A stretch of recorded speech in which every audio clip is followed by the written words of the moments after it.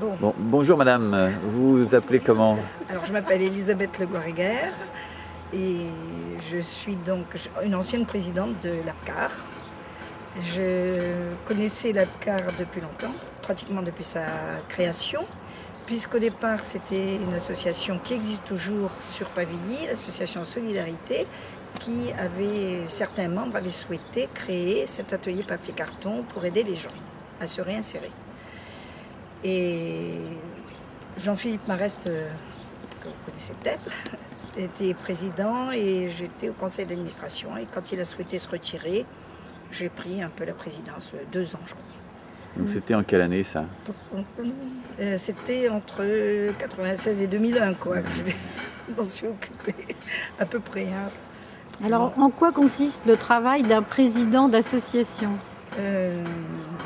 Le travail d'un président d'association, ça consiste à réunir le conseil d'administration pour gérer l'atelier, donc pour gérer toutes les questions et les problèmes qui se posent à l'atelier. Ça représentait beaucoup de travail à l'époque? Pas mal parce que tout au début il n'y avait pas de directeur et donc c'était un travail qui nous dépassait un petit peu parce qu'on n'avait pas la formation qu'il fallait pour ça. Et c'est pourquoi, pendant que j'y étais, on a décidé de prendre un directeur qui pouvait mieux, d'abord être toujours là et puis bien gérer les employés. Tout ça. Moi, le travail d'animateur, etc., je ne connaissais pas beaucoup. Quoi.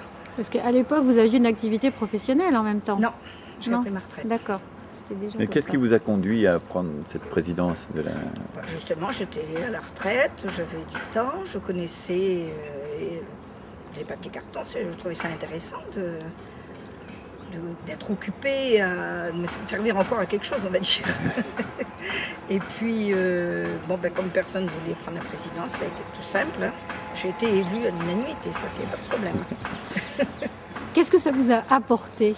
Beaucoup de choses, parce que, au point de vue social, ça permet d'apprendre un petit peu d'abord toutes les aides que peuvent avoir les gens, de quelle manière on peut les aider encore plus.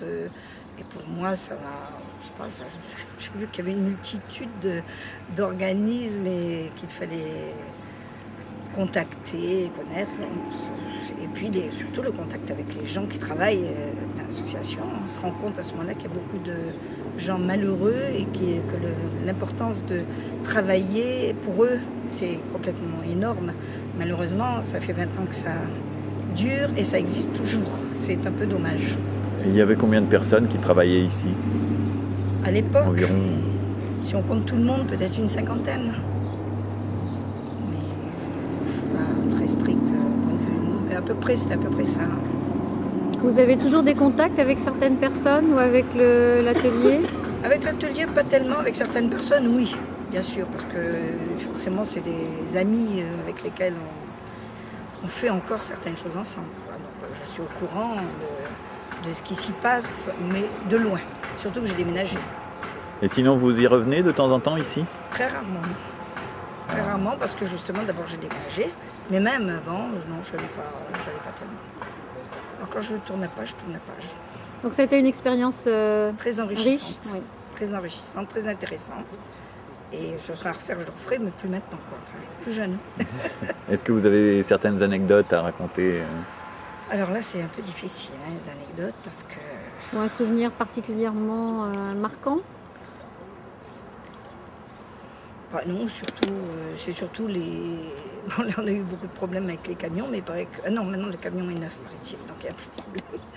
Mais les souvenirs marquants, non, ça a été justement cette grosse décision de prendre un directeur qui a été le plus marquant dans ce que j'ai fait, parce que je trouvais que c'est très important, quoi. Mais c'est tout, c'est pas une anecdote vraiment en particulier. On a essayé aussi de faire des activités, mais de faire venir les gens faire de la couture, par exemple. Mais ça a été un petit peu difficile et puis pas très... les gens ne venaient pas trop. Ça n'a pas débouché. Les dames, non, c'est ça. Ça les intéressait pas tellement parce qu'elles étaient déjà bien occupées entre l'atelier, plus leur famille, plus les problèmes qu'ils peuvent aller à côté, quoi. Voilà. Bon, je vous remercie. Merci beaucoup. Prie.